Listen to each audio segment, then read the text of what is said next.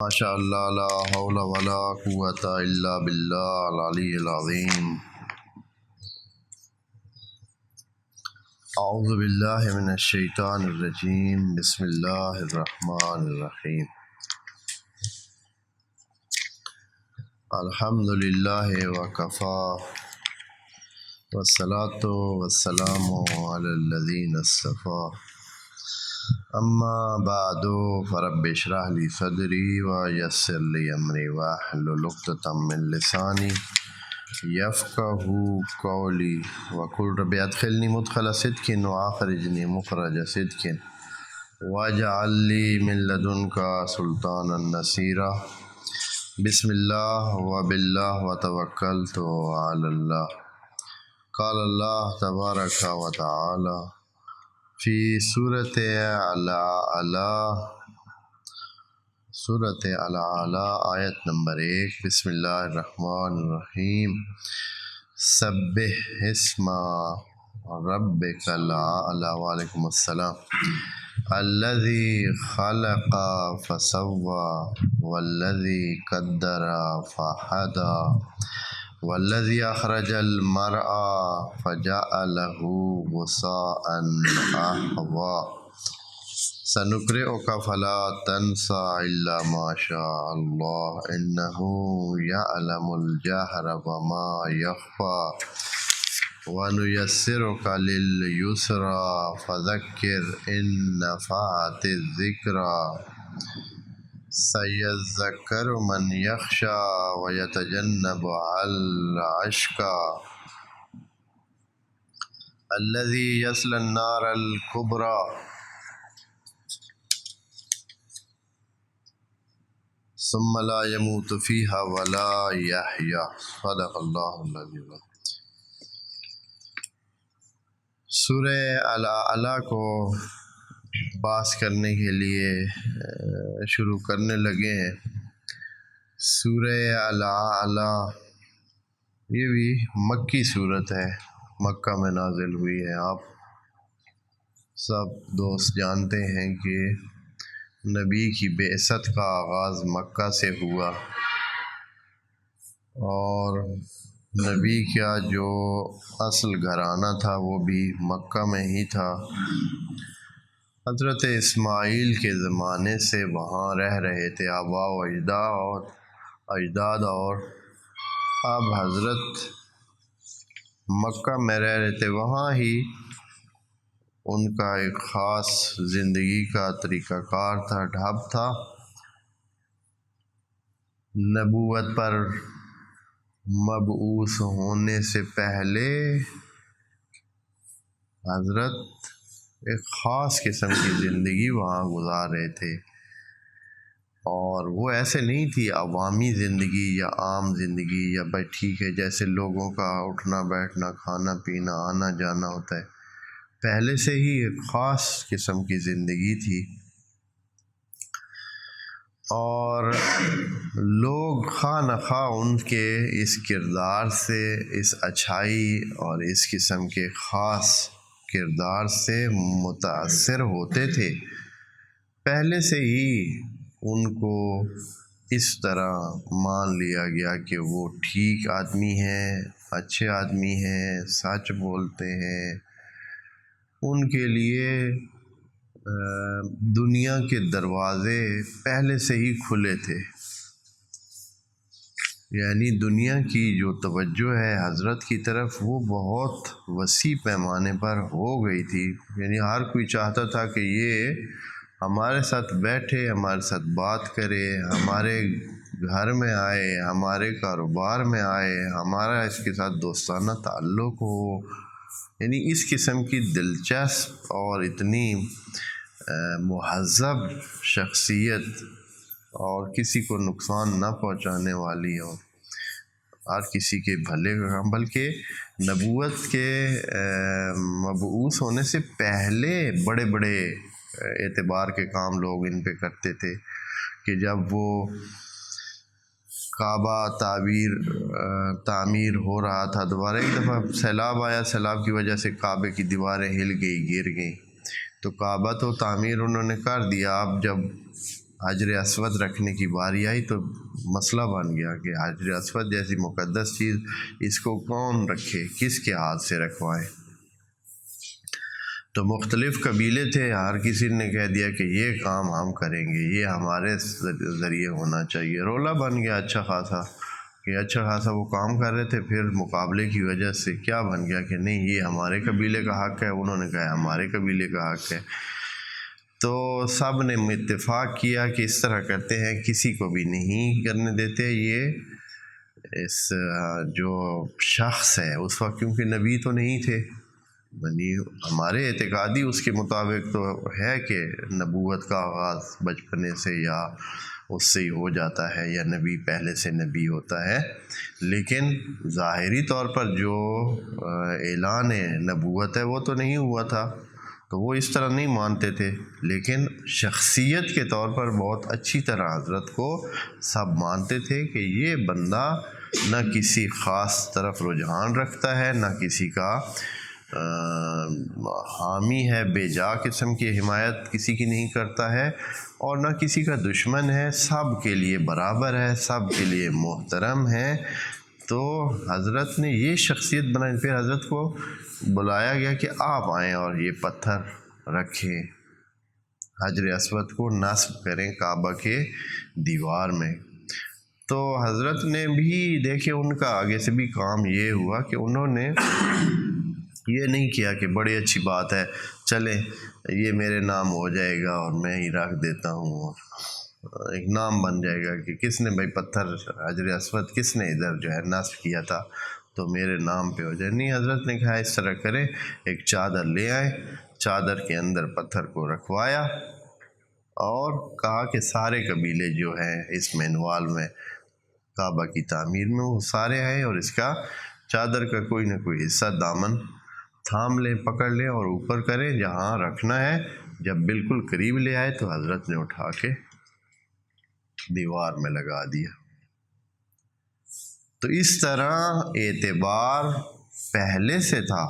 اکثر کافرین نے اپنی امانات ایسے نہیں رکھی ہوئی تھیں، یہ وہ کام نہیں ہوتا ہے، امانتیں پچھلے زمانوں میں ایسے نہیں رکھی جا سکتی تھیں، بہت سارے حوالوں سے نظر میں رکھنا ہوتا تھا۔ سب سے بڑی بات یہی ہوتی تھی کہ خود امانت دار بندہ وہ ہی واپس کرے، تو یہ جبکہ کوئی قانون بھی نہیں ہے، کوئی پوچھنے والا بھی نہیں ہے، اگر منکر ہو جائے تو کیسے اس کو ثابت کیا جائے، یہ بھی نہیں ہوتا ہے۔ تو امانتیں حضرت کے پاس رکھتے تھے۔ تو ایک شخصیت، پھر خود حضرت نے اپنے خاص قسم کے جو عبودیت کے مراحل تھے وہ بھی طے کیے تھے۔ ہم تو سمجھتے ہیں کہ شاید ایسے ہی بھائی نبوتیں بٹ رہی ہوتی ہیں اور مل جاتی ہیں، ہاں جی ٹھیک ہے، ایسے نہیں ہے، بلکہ خدا کریم نے قرآن میں کہا ہے کہ اللہ یعلم حیث یجعل رسالتہ، اللہ کو پتہ ہے کہ کہاں رسالت رکھنی ہے، کس کو رسالت دینی ہے، یہ اللہ جانتا ہے۔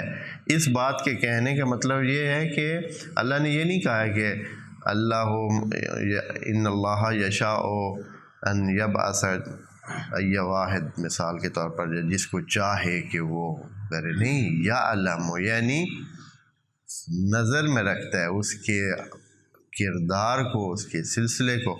تو حضرت رجب اور شعبان کے 2 مہینے غار حرا میں جاتے تھے، وہاں بندگی خدا میں ریاضت میں گزارتے تھے۔ یہ ریاضات تھیں، سالہ سال کی بات ہے، 1-2 سال کی بات نہیں ہے، سالہ سال حضرت غار حرا میں رجب اور شعبان کے 2 مہینے پورے جاتے اور پھر واپس آخر میں آتے، رمضان کے لیے شاید واپس آتے تھے۔ 2 مہینے وہاں رہتے تھے، وہاں جہاں آپ یہ کہیں کہ کوئی پرندہ پر نہیں مارتا ہے، کوئی چیز وہاں نہیں ہوتی، پہاڑ ہے اور چھوٹی سی غار حرا۔ آپ جب جائیں کبھی انشاءاللہ نصیب ہو اور دیکھیں تو بہت ہی کھڑے ہونے کی جگہ بھی پوری نہیں ہے وہاں، اور وہ وہاں رہتے اور کھانے کا کیا کرتے، پینے کا تھوڑا سا پانی یا کھانا جو لے جاتے، پھر کچھ دنوں کے بعد کوئی بندہ جاتا تو ان کو تھوڑا سا کھانا دے کے آتا۔ وعلیکم السلام۔ ایک اکیلا انسان ایک اکیلا انسان، نہ کوئی پرند، نہ چرند، نہ حیوانات، نہ درخت، صرف پتھر ہے. اور اگر آج کل کا بندہ کوئی ہو تو اس کا تو سانس ہی بند ہو جائے گھنٹے کے بعد کہ بھائی ادھر تو کچھ بھی نہیں ہے، میں تو ادھر بور ہو رہا ہوں. ہاں کہ بھائی اکیلے میں بیٹھ کے نہ کوئی کتاب ہے، نہ کوئی موبائل ہے، نہ کوئی اور چیز ہے، نہ کوئی بندہ ہے بات کرنے والا، نہ پرندہ ہے دیکھنے کے لیے، نہ چرند ہے، نہ اٹھنے بیٹھنے کی سیر کی کوئی جگہ ہے. پہاڑ ہے اور ایک بندہ ہے، بس وہاں خدا ہوتا ہے اور وہ بندہ ہوتا ہے. اور وہ راز و نیاز کے سلسلے، وہ جو بھی عبادت کے سلسلے ہوتے ہیں، خود یہی بہت بڑا امتحان ہوتا ہے. یہ امتحان پاس کرنے کے بعد جا کر نبوتیں ملتی ہیں. تمام انبیاء میں ایسے ہوا ہے. تمام انبیاء میں بڑے بڑے مراحل سے گزارا گیا ہے، پھر جا کر نبوت نصیب ہوئی ہے. بہرحال ہم یہ مقدماتی گفتگو ویسے چل پڑی. سورہ الاعلی میں ہم نے بات کرنی ہے. پہلے اس کی تلاوت کے فوائد آپ کو بتا دیتے ہیں کہ اگر کوئی بغیر سمجھے کہ یعنی اس کو معنی نہیں آتا ہے اتنا، صرف تلاوت ہی کر لیتا ہے تو بھی اس کے فوائد ہیں. قرآن ایسی چیز ہے کہ جس کے اگر تلاوت بھی صرف کی جائے اور نہ بھی سمجھا جائے تو بھی فائدے ہیں، لیکن یقیناً وہ فائدے بہت کم ہیں اس کی نسبت جب انسان قرآن کو سمجھ کر پڑھے اور سمجھ کر آگے بڑھے. تو سورہ اعلیٰ جو ہے اس کے لفظی فوائد یا تلاوت کے جو فوائد ہیں، وہ پہلا تو یہ ہے کہ اچھا ایک بات یہاں ثواب کے حوالے سے بتا دوں. یہ جو ہمارے ہاں بعض اوقات ثواب کی بہت بڑی بڑی رقمیں لکھی ہوئی ہوتی ہیں. ہاں رقم بے معنی پیسہ نہیں ہوتا ہے، رقم بے معنی عدد ہوتا ہے. رقم کا اصل معنی کیا ہے؟ عدد ہے. تو یہ جو بڑے بڑے اعداد ثواب کے لکھے ہوتے ہیں کہ اچھا اتنے لاکھ ملے گا، اتنے کروڑ ثواب ملے گا، اتنی نیکیاں ملیں گی، اتنے پتہ نہیں کیا کیا. اس میں دو باتیں ہیں. ایک تو یہ ہے کہ بہت ساری اس قسم کی جو روایات یا احادیث ہوتی ہیں وہ اتنی مستند نہیں ہوتی. ایک طبقہ مسلمانوں میں پیدا ہوا ہے، وہ خدا کے بھلے دار اپنے آپ کو سمجھتے ہیں. خدا کے بھلے دار جانتے ہیں کون ہوتے ہیں؟ خدا کے خیر خواہ. ہاں جی، خدا کے خیر خواہ یعنی ایسے کام کریں تاکہ خدا کے لیے مومن اکٹھے کریں، تاکہ خدا کی طرف لوگوں کا بے دھیانی ہے توجہ کرائیں، نیک کام کروائیں. جیسے کچھ تبلیغی سلسلے بھی اسی طرح کہ ان کا کام ہے کہ بندے ویسے نہیں بن رہے، ہم مدد کریں اور خدا کے لیے کوئی 4 بندے اکٹھے مسجد میں کر دیں. ویسے تو بندے آتے نہیں ہیں تو 2-4 بندے اکٹھے کر دیں ہم. یا یہ ہے کہ لوگ نماز نہیں پڑھتے ہیں تو کوئی حکمران ایسے نکلے ہیں، انہوں نے کیا کیا ہے کہ چلیں اللہ سے تو کام یہ نہیں ہو رہا ہے، ہم ہی جبری طور پر ڈنڈے کے طور پر رات کو حاضری لگا کر کچھ نمازیوں کو اکٹھا کر دیں.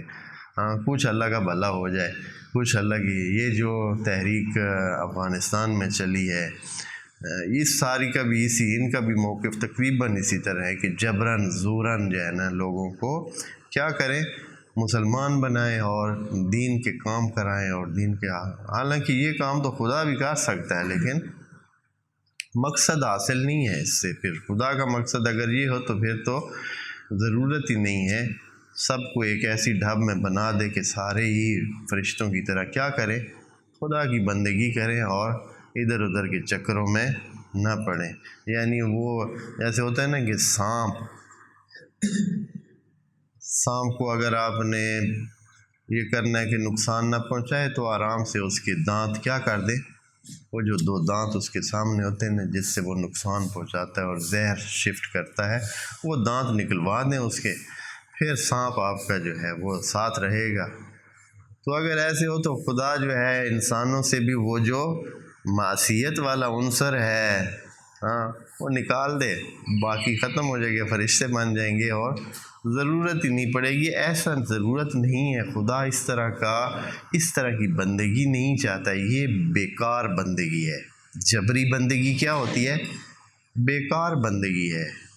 اس بندگی کا تو فائدہ نہیں ہے کہ خدا کسی کو مجبور کر کے اپنے سجدے کروائے. اس نے تو شیطان کو بھی مجبور نہیں کیا کہ سجدہ کرے گا. نہیں کرتے ہو تو نہ کرو، جس کا نتیجہ خود ہی بھگتو گے.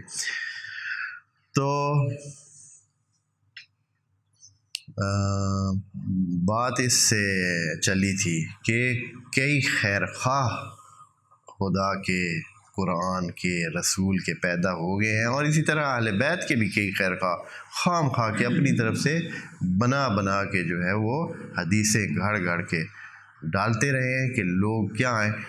قرآن کی بعض صورتوں کے بارے میں بعض ثوابات یا بعض حدیثیں ایسی بھی ہو سکتی ہیں. میں سب کا نہیں کہتا ہوں، لیکن ہو سکتا ہے ایسی حدیثیں بھی ہوں جو گھڑی گئی ہوں. کہ بات ٹھیک ہے، تاکہ وجہ یہ ہے کہ لوگ اس طرف آئیں اور لوگ قرآن کو پڑھیں. ان کا خیال تھا کہ لوگ قرآن کو چھوڑ دیں، چلے اگر میری حدیث گھڑنے سے جو ہے نا. وہ جیسے ادھر ابھی بھی خدا کے خیر خواہ ابھی اس زمانے میں بھی ہیں. رمضان کے آخر میں جو ہے وہ کیا کرتے ہیں، چاند دیکھا ہے نہیں دیکھا ہے فون کر دیتے ہیں. وہ پشاور والی مسجد میں ہم نے چاند دیکھا ہے. ہاں جی، چاند دیکھا ہے یعنی کیوں بھائی آپ کو کیا تکلیف ہے؟ کیوں ایسے جھوٹی گواہی یا ایسے بناوٹی قسم کا سلسلہ کر رہے ہو؟ اگلوں نے بھی پوچھنا نہیں ہے کہ کدھر دیکھا ہے، کہاں دیکھا ہے، کیسے دیکھا ہے. ہو ہی نہیں سکتا. ادھر چاند کا سائنسی طور پر وجود ہے ہی نہیں، پھر بھی آپ نے دیکھا ہے. تو اس سے کوئی اپنا دوست پوچھ لے کہ کیا کہتا ہے کہ اللہ کے بندے عید ہوگی لوگ عید منائیں گے، خوش ہوں گے، پھر اللہ خوش ہوگی. تو اس طرح وہ اپنا جو ہے کرتے ہیں. کیا ہے، خیر خواہ بنے ہوئے ہیں اللہ کے، اور اسی طرح کئی اللہ کے ٹھیکیدار بنے ہوئے. دوستو، اسی ٹھیکیداری میں ہم بہت سارے گناہ کرتے ہیں، بہت گناہ ہوتے ہیں. یہ نیک لوگوں کی مرض ہے جو خصوصاً علم کے راستے پہ ہیں. ان کی یہ ایک مرض ہے. باقیوں کی اور مرض ہوتی ہے. مثلاً ایک بندہ جو ان پڑھ ہے یا جو ادھر ادھر ہوتا ہے، وہ اس کے خرابی کی اور چیزیں ہوتی ہیں. لیکن جو اس نیکی کے راستے پہ یعنی دین کے راستے پہ چلنے والے، ان کی سب سے بڑی مرض یہی ہوتی ہے کہ وہ دین کے بھلے کے لیے، اللہ کی خیر خواہی کے لیے خود گناہ کرتا رہتا ہے. مثال کے طور پر میں آپ کو بتاؤں، مثلا مدرسہ ہے، مدرسے کے لیے کوشش کی جاتی ہے کہ کوئی جھوٹ سچ اوپر نیچے کر کے ایسا کسی بندے کے ساتھ بات کی جائے تاکہ آخر میں وہ پیسے مدرسے کو دے دے. جیسے بھی اوپر نیچے ادھر ادھر کر کے بات کی جاتی ہے تاکہ کیا کیا جائے، وہ بالآخر متاثر ہو گفتگو سے اور آخر میں کیا کرے، وہ پیسے مدرسے کو. یہ اب کیوں ایسے کر رہا ہے؟ اس کو کیا ملے گا؟ یہ اپنی طرف سے اللہ کا، مدرسے کا، دین کا خیر خواہ بنا ہوا ہے. حالانکہ اس کو پوچھو کہ تو نے وہ درمیان میں کیوں شامل کیا؟ وہ جھوٹ کا جواب دو. مدرسے چلانا تیرا کام ہی نہیں تھا، وہ تو ہم چلا رہے تھے. باقی نظام بھی ہم چلا رہے ہیں، تیرا کیا کام؟ تمہیں تو اس بات کے تو نے یہ کیوں کیا ہے، غلط کام کیوں کیا ہے، تو اس کا جواب دے ہے. کیوں ایک غلط بیان دے کر لوگوں سے پیسے تو نے لیے ہیں؟ تو یہ خیر خواہیاں ہماری کتنا نقصان دے رہی ہیں، اور اس کی وجہ لا علمی ہے، جہالت ہے، خدا کے در سے دوری ہے. دربار سے دور رہ کر بندہ اسی طرح مبتلا ہو جاتا ہے اور اسی طرح خرابیاں اس سے ہوتی ہیں. بہرحال کچھ ثواب جو لکھے ہوئے ہوتے ہیں ان کو دھیان سے دیکھیں. احادیث میں پہلے بھی ایک دفعہ بہت کھلی بات ہم کر چکے ہیں، احادیث اور روایات میں بہت خرابی ہے. اور پھر یہ ہے کہ یہ احادیث بھی منقولہ ہیں. منقولہ یعنی سنی ہوئی باتیں ہیں، اور جب یہ لکھی گئی ہیں، جب یہ کہی گئی ہیں، اس سے 150 سال بعد میں یہ لکھی گئی ہیں. جب حضرت نے بولی ہیں حدیثیں، اس وقت نہیں لکھی گئی. یہ 1.5 سال بعد جتنی کتابیں ابھی مثلا بخاری شریف، مسلم شریف، دوسری تیسری یہ وہ ساری کتابیں، یا ہمارے پاس کافی ہے اہل تشیع میں، جو یہ کتابیں کب لکھی گئی ہیں؟ بعد میں لکھی گئی ہیں، 3 صدیاں بعد، 2.5 صدیاں بعد لکھی گئی ہیں۔ تو وہ بات جو پہلے ہو گئی تھی کتنے بندوں کی زبان سے پھر کر، اس نے کہا یہ ہو، کہا یہ کہا یہ کہا یہ کہا، اور آخر میں نبی نے جو کہا، اہل بیت نے جو کہا، وہ کیا تھا وہ تو پتہ نہیں ہے۔ جو ہمیں یاد ہے وہ یہ ہے۔ اس طرح ہمارے لیے بڑا مسئلہ ہے یہ، لیکن ایک جم غفیر ہے لوگوں کا، وہ انہی باتوں پہ چل رہا ہے اور چل رہا ہے، قرآن کو پیچھے چھوڑ دیا ہے۔ حالانکہ قرآن ایسی چیز ہے جس میں کوئی شک نہیں ہے، یہ وہی الفاظ ہیں، وہی طریقہ کار ہے، وہی صورتیں ہیں، وہی آیتیں ہیں جو نبی کے زمانے میں آئی ہیں، اور پھر اسی طرح متواتر طور پر ہمارے پاس پہنچی ہیں، اور خدا نے خود بھی قرآن کی حفاظت کا کہا ہے، تو خدا کریم اس کو محفوظ لے کر ہم تک آج تک پہنچا ہے۔ اور اس میں دیکھیں نا، اگر مثلا ایک جگہ بسم اللہ نہیں ہے تو کسی نے یہ غلطی نہیں کی کہ سورہ برات سے پہلے بسم اللہ لکھ دے۔ کوئی خیرخواہ آ سکتا تھا، کہہ سکتا تھا کہ باقی صورتوں کے اول میں بسم اللہ لکھی ہوئی ہے، اس کی بسم اللہ مسنگ ہے، تو آپ اس میں لکھ دیتے ہیں۔ کوئی کبھی کسی جگہ، قرآن پورے جہان میں چھپتے ہیں اور ایک جیسے چھپتے ہیں، کوئی کسی قسم کی اس میں اونچ نیچ نہیں ہوتی، واو تک یا با تک یا اس طرح کا کوئی۔ تو بہرحال یہ جو ثواب لکھے ہوئے ہوتے ہیں ان کو ذرا بہرحال، لیکن نبی کی ایک حدیث ہے کہ جو آپ نے ثواب سننا ہے اور ثواب کی خاطر آپ نے کوئی کام کیا ہے تو اللہ اپنے فضل و کرم سے وہ آپ کو ثواب دے دے گا۔ تھا ایسے ہی، آپ نے صرف سن کر، کہ حقیقت میں کہا نہیں ہے نبی نے، لیکن کسی نے بناوٹی حدیث ڈالی اور آپ نے سن کر اسی حدیث اور اسی ثواب کے حصول کے لیے ایک کام کیا ہے، تو اللہ اپنے فضل و کرم سے آپ کو ثواب دے دے گا۔ بہرحال حدیث نبوی ہے کہ سورہ اعلیٰ کو جو شخص پڑھے گا تو حضرت محمد مصطفیٰ، حضرت ابراہیم، حضرت موسیٰ پر اترنے والی کتب کے تمام حروف سے 10 گنا زیادہ نیکیاں اس کے نامہ اعمال میں درج ہوں گی۔ جی اچھا ہے کہ سورت یہ پڑھتا رہے، آدمی سورہ اعلیٰ پڑھے تاکہ اتنی نیکیاں اس کے اعمال میں درج ہوں۔ اس لیے کہ ہو سکتا ہے کسی غیبت کے 1 گھنٹے میں جو ہے وہ سارا کیا ہو جائے، جی سارا نامہ اعمال خالی ہو جائے اور نیکیاں اڑ کے کدھر چلی جائیں، ادھر چلی جائیں جس کی غیبت ہو رہی ہے۔ تو پڑھنی چاہیے سورہ اعلیٰ۔ امیر المومنین علیہ السلام سے منقول ہے کہ حضرت رسالت مآب اس صورت کو بہت دوست رکھتے تھے، اور ابن عباس سے مروی ہے کہ آپ جب بھی سبح اسم ربک الاعلی پڑھتے تھے تو فوراً کہتے تھے سبحان ربی الاعلی۔ بس اس کا مطلب ہے کہ یہ صورت بہت پڑھنی چاہیے۔ امام جعفر صادق علیہ السلام نے فرمایا جو شخص اس صورت کو فریضہ یا نافلہ میں پڑھے گا، قیامت کے دن اس کو حکم ہوگا کہ جنت کے جس دروازے سے چاہے داخل ہو جاؤ۔ ہاں جی، جدھر سے دل چاہتا ہے آپ داخل ہو جائیں۔ تو یقیناً اس کا مطلب کیا ہے کہ آخر میں اگر اسی جنت میں جانا ہے تو ادھر سے یا ادھر سے، بھائی میں اس دروازے سے نہیں، میں پرلے دروازے سے آؤں گا، یہ چکر ایسے نہیں ہوگا۔ یہ جنات جو ہیں وہ درجات رکھتی ہیں، یعنی جنت کی جس درجے میں چاہے وہ جا سکتا ہے، یہ مراد ہوگی۔ تو سورہ اعلیٰ کو پڑھنے سے اس طرح کا ثواب حاصل ہو سکتا ہے۔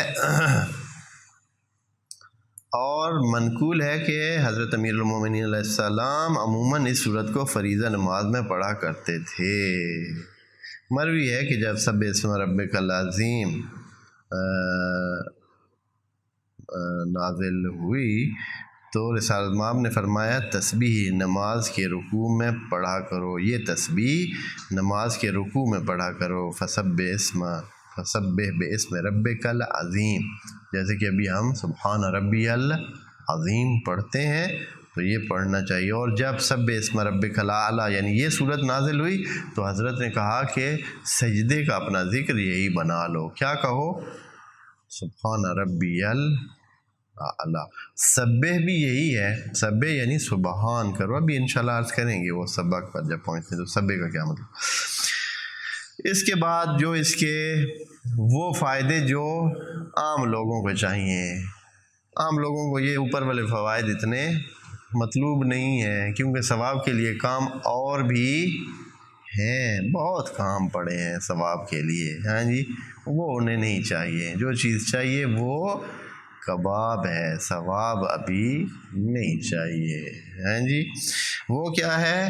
خواص القرآن سے منقول ہے کہ حضرت نے فرمایا اگر کسی کے کان میں درد ہے، ہوتا ہے بعض اوقات ایسے پتہ ہی نہیں ہوتا کہ کس وجہ سے کان میں درد پڑا ہوا ہے، تو یہ صورت اگر کوئی سورہ اعلیٰ پڑھے تو اس کے کان میں آرام آ جائے گا بإذن اللہ۔ ایک اور بڑا مسئلہ اکثر معاشروں میں ہے، اور یہ ایک گمبھیر قسم کا مسئلہ بھی ہے، اور وہ ہے ایک بیماری بنام بواسیر۔ بیماری ہے بواسیر کے نام سے۔ اس میں یوں ہوتا ہے کہ جسم کے بعض حصوں میں سوجن اور پھول جاتے ہیں، اور پھر اس سے کچھ حصے اپنی حد سے بڑھ جاتے ہیں، اور پھر یہ ہوتا ہے کہ وہ خون جو ہے ان سے بہتا رہتا ہے، اور ایک تو جسمانی نقصان ہوتا ہے، دوسرا یہ ہے کہ ہر وقت انسان ایک خاص قسم کے نجس جسم کے ساتھ رہتا ہے، اور کپڑے بھی اس کے اکثر نجس رہتے ہیں، اور اس طرح ایک بیماری ہے اچھی خاصی لوگوں میں، خصوصاً جن کو قبض ہوتی ہے، تو قبض کے مریض اس قسم کی بیماری میں بعد میں مبتلا ہو جاتے ہیں کہ وہ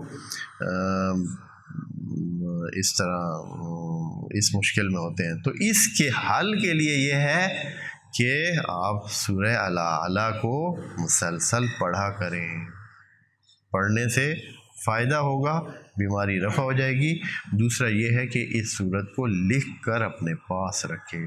جس بندے کو بواسیر کی شکایت ہے وہ اس صورت کو لکھ کر اپنے پاس رکھے، انشاءاللہ افاقہ ہوگا۔ اگر کسی کے گردن میں درد ہے تو اس کا پڑھ کر اس کا دم کرنے سے کیا ہو جائے گا؟ اس کی گردن میں آرام آ جائے گا۔ اور اسی طرح اگر کوئی بھی سوجن کا شکار حصہ ہے جسم کے کسی بھی حصے میں سوجن ہے، اس پر بھی سورہ الاعلیٰ پڑھ کر پھونکی جائے تو آرام ہوگا۔ اگر ایک دفعہ سے نہ ہوئے تو دوسری دفعہ، تیسری دفعہ، چوتھی۔ ہمارے حوصلے نہیں ہیں، قرآن نے جو چیزیں بتائی ہیں یہ بہت ٹھیک ہیں، یقیناً قرآن شفا ہے، لیکن یہ ہے کہ ہم کیا ہو جاتے ہیں؟ حوصلہ نہیں ہے، ہمارے پاس حوصلے نہیں ہیں کہ ہم یہ کام کریں۔ اگر کسی بندے کو آپ شفا چاہتے ہیں تو حتماً اس پر روزانہ یا ہر جب ممکن ہے سورہ حمد پڑھیں، نہ اس پر، یا خود اس کو کہیں خود پڑھے، ہاں، نہ خود اس میں حوصلہ ہوگا نہ ہی آس پاس والے میں۔ بس بہت ہوا تو چلے مولانا صاحب کو بلا لیں، وہ پڑھ دیں، باقی وہ جو ادھر موجود ہے کسی کے پاس حوصلہ ہی نہیں ہے۔ یعنی انسان وادی سے دور ہو تو اس کو نہیں، وہ اس کا رلتا ہی نہیں ہے، اس کا یہ ڈھاب ہی نہیں ملتا ہے کہ وہ اس قسم کا کام کرے، تو نہیں کرتے ہیں، سوکھے طریقوں سے نہیں کرتے ہیں۔ کہیں کہ پنڈی لے جانا ہے مریض کو تو پنڈی لے جائیں گے، جی، کسی دور والے شہر میں مریض کو اسپتال دکھانے کے لیے لے جائیں گے، لیکن بھئی ادھر ہی آپ آدھا گھنٹہ 1 گھنٹہ بیٹھ کر سورہ حمد اس پر پڑھیں، روزانہ پڑھ لیں، ہاں، تو اگر خدا کریم نے شفا دینی ہے تو ادھر دے گا، اگر نہیں دینی تو آپ 1 لاکھ 2 لاکھ خرچ کرنے کے بعد بھی وہ چیز حاصل نہیں کر پائیں گے۔ بھگا لیں، جتنا مرضی ہے بھگا لیں، آپ ہوتا ہے ایسے، بھائی حتماً جو مریض اسپتال جائے گا تو وہ شفا یاب ہو جائے گا، اور جو نہیں جائے گا وہ شفا نہیں پائے گا، ایسے کب ہوتا ہے؟ خدا کی پناہ ہے۔ بہرحال یہ تو اس کے فوائد تھے جو ظاہری اور مادی فوائد اور دنیا میں انسان کو حاصل ہو سکتے تھے، اور کچھ فوائد معنوی بھی یا آخرت کے لیے بھی تھے۔ اب آتے ہیں اصلی اس کی طرح۔ بسم اللہ الرحمن الرحیم۔ پہلی آیت میں فرماتے ہیں سبح اسم ربک الاعلی۔ اے نبی، خطاب نبی کو ہی ہے نا۔ قرآن ایک بات ہے، ایک مکالمہ ہے، ایک خدا کی بہت نجی طور پر خدا کا نبی کے ساتھ، جیسے دو بندے آپس میں بیٹھ کے بات کرتے ہیں نا، اس انداز میں خدا کریم نے نبی کے ساتھ باتیں کی ہیں۔ قرآن تقریباً اس کا مخاطب نبی ہے، سب کے لیے ہے، احکام سب کے لیے ہیں، باتیں سب کے لیے ہیں، لیکن یہ جو باتیں کی گئی ہیں کس کے ساتھ کی گئی ہیں؟ نبی کے ساتھ، اور ایسے کی گئی ہیں جیسے دو بندے اکٹھے بیٹھے ہوں۔ حالانکہ خدا کا کیا اور انسان کا کیا، انسان کسی طریقے سے خدا کے ساتھ قیاس کے قابل نہیں ہے۔ سبح، تسبیح کا کیا مطلب ہے؟ ہم بھی کہتے ہیں سبحان ربی العظیم و بحمدہ، یا سبحان ربی الاعلی و بحمدہ، یا سبحان اللہ والحمد للہ ولا الہ الا اللہ واللہ اکبر۔ یہ جو کہتے ہیں سبحان کا کیا مطلب ہے؟ ہر چند یہ مصدر ہے، ہم اس کی نحوی بحث میں نہیں جاتے ہیں۔ یہ سبحان کا مطلب ہے کہ اے اللہ، ہم بے بس ہیں تیری تعریف میں۔ مثبت بات ہمارے پاس کہ ہم تیری تعریف کر سکیں اس قابل نہیں ہے، ہماری پہچان ہی نہیں ہے، ہماری جان ہی نہیں ہے، ہمارے پاس اتنے معلومات ہی نہیں ہے تیری ذات کے بارے میں کہ تیری تسبیح کرے۔ بس صرف ہمارے پاس کیا طریقہ کار ہے؟ ہمارے پاس صرف اتنا ہے کہ ہم کہہ سکتے ہیں کہ تجھ میں کوئی نقص نہیں ہے، تجھ میں کوئی عیب نہیں ہے، تو ہر قسم کے نقص، عیب، خرابی، کمزوری، جو بھی منفی بات ہے سب سے کیا ہے؟ منزہ ہے، پاک ہے۔ سبحان کا مطلب یہ ہے۔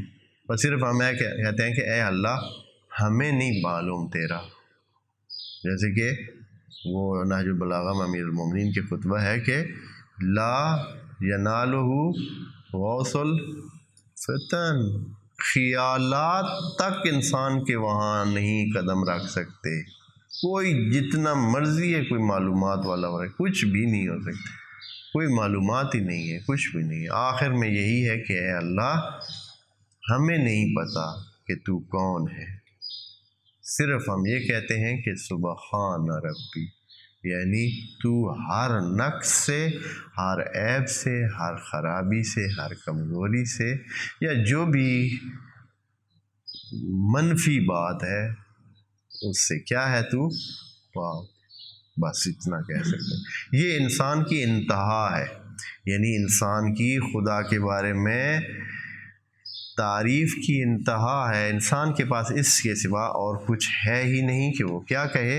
سبحان ربی الاعلی۔ اس لیے نبی کو بھی خدا نے فرمایا کہو سبح، کہو نہیں بلکہ خود تسبیح کرو اسم ربک کا۔ تسبیح کا معنی جو عام طور پر لوگوں میں سمجھا جاتا ہے کہ آپ جو ہے وہ 100 دانے والی یا 200 دانے والی، یا کچھوں نے 500 دانے والی بنوائی ہوئی ہے اور کچھوں نے 1000 دانے والی ہیں جی تسبیحیں بنا کے اس کو جو ہے پڑھ رہے ہیں۔ یہ مراد تسبیح سے نہیں ہے۔ تسبیح یعنی واقعاً آپ کے اندر بھی یہ چیز ہو کہ خدا میں کوئی نقص نہیں ہے۔ آپ یہ نہ سوچیں کہ مجھے خدا نہیں دے گا، شفا نہیں دے گا، رزق نہیں دے گا، فلاں نہیں دے گا، کرم نہیں کرے گا، عدل نہیں کرے گا، فضل نہیں کرے گا۔ اگر یہ آپ اس طرح سوچتے ہیں تو ابھی آپ سبحان ربیہ کے قائل نہیں ہوئے ہیں۔ اگر آپ اس بات کے قائل ہو گئے ہیں تو پھر آپ کو یہ 100% ہونے کہ آپ اگر چاہتے ہیں اور آپ مانگتے ہیں، مانگتا جو کوئی نہیں ہے، یقین کریں نہیں مانگتے، ہم نہیں مانگتے۔ کون ہے جو بندہ جو ہے مسلسل 2 رکعت نماز روزانہ پڑھ کر، نماز حاجت پڑھ کر کوئی اپنی حاجت مانگ رہا ہو اور 40 دن تک ایسا کام کرتا رہے اور پھر اس کی حاجت پوری نہ ہو؟ اگر 40 دن نہیں پوری ہوئی تو اگلے 40 دن اور لگا لو اور لگا لو۔ کیسے ہو سکتا ہے؟ وجہ کیا ہے؟ کوئی وجہ ہی نہیں ہے کہ خدا قبول نہ کرے اور آپ کا وہ کام اس طرح نہ ہو جیسے آپ چاہ رہے ہیں۔ سبح اسم ربک الاعلی، اس اللہ کے نام کی تسبیح کرو، رب کا، جو تیرا رب ہے، جو تیرا نظام چلا رہا ہے، جو تیرے زندگی کا مالک ہے، تمہارے اٹھنے بیٹھنے آنے جانے ہر قسم کی۔ ابھی جو انسان کی مینجمنٹ ہوتی ہے زندگی کی، وہ بہت سارے زاویوں کو شامل ہوتی ہے، تو سب کو ہی، اور یہ کون ہے بھی اللہ ہے۔ ہاں، اعلیٰ یہ مقایسے کے لیے نہیں ہے، بلکہ خود اس کا معنی عالی ہی ہے، یعنی عالی، یعنی جو عالی ہے اور صرف وہی عالی ہے، اور تو کوئی عالی ہے ہی نہیں، اگر ہے تو وہی ہے۔ تو یہ اعلیٰ کا لفظ استعمال کر دیا اس لیے کہ اعلیٰ کی ٹرم کے سوا ہمارے پاس بلندی کے بیان کے لیے اور ہے نہیں۔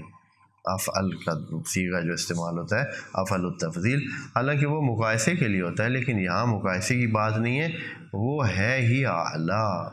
ہاں، الذی، کیا کیا ہے، کس طرح رب ہے، رب ہونے کی وجہ کیا ہے۔ ہاں، یہ آیت پڑھتے ہیں، پھر انشاءاللہ اگلے اس کے لیے چھوڑ دیتے ہیں۔ الذی خلق، رب ہونے کی وجہ یہ ہے کہ اسی نے تو بنایا ہے۔ کس کو خلق کیا؟ یہ تو نہیں کہا، انسان کی بات نہیں ہے، خالق، اس نے خلق کیا ہے۔ خلق کتنی چیزوں کی ہے، وہ پوری کائنات ہے اس کی مخلوق۔ الذی خلق، اور پھر کیا، فسوا، بنائی بھی اتنی ہموار ہے، بہت ٹھیک سے بنائی ہے، کوئی خرابی نہیں ہے۔ ہم انسان ہیں جو اس کو خراب کر رہے ہیں، ویسے خدا نے بڑی چیزیں بڑے ڈھنگ سے اور بڑے ٹھیک طریقے سے اور ہر چیز سیٹ بنائی ہے۔ کیا خوبصورتی ہے خدا کی بنائے ہوئے سے۔ ہاں، خود انسان ہی دیکھیں کہ خود انسان کتنا جو ہے خدا نے بہت خوبصورت اس میں بنایا ہے، کہ خود انسان اپنے آپ کو دیکھ کر ہی کیا رہتا ہے، خوش رہتا ہے۔ ہاں، اور اگر خوبصورت نہ ہو تو انسان کیا کرے، شیشے کے پاس ہی نہ جائے۔ یہاں دیکھتے ہیں آپ کتنی دیر بندے کھڑے رہتے ہیں، ہاں، وہ اپنے آپ کو پسند کرتا ہے، اور پھر دوسروں کو، ہاں، دوسروں کے چہرے بھی اسی طرح۔ خود انسان کا جسم، انسان کا جو روح ہے، اس سے بھی زیادہ خوبصورت ہے، لیکن ادھر تو کیونکہ کم لوگ جاتے ہیں اس لیے پتہ نہیں ہوتا، لیکن روح انسان کا اس سے بھی خوبصورت۔ وہ انسان کا جو روح ہے، اس کی خوبصورتی جسم کی خوبصورتی کو پیچھے چھوڑ دیتی ہے۔ حتیٰ اگر بدصورت بھی ہو نا انسان کی جسم، تو پھر بھی اندر کی خوبصورتی باہر کی بدصورتی کو ڈھانپ دیتی ہے۔ کتنے ہیں جن میں کوئی ہنر ہے، جن میں کوئی اچھائی ہے، ان کی ظاہری شکل و صورت یا کچھ بھی نہیں ہے، لیکن ان کے اندر کی خوبصورتی نے ان کے باہر کی وہ جو کم صورتی ہے یا تھوڑا سا اس میں وہ نہیں ہے، اس لیول کا خوبصورت نہیں ہے، تو پھر بھی وہ کیا لگتے ہیں، بہت ہی ٹھیک لگتے ہیں۔ الذی خلق فسوا والذی قدر فہدی، جس نے بنایا اور پھر قدرہ کا معنی بھی انشاءاللہ کل عرض کریں گے، اور ہدا کا بھی۔ والسلام علیکم ورحمۃ اللہ وبرکاتہ۔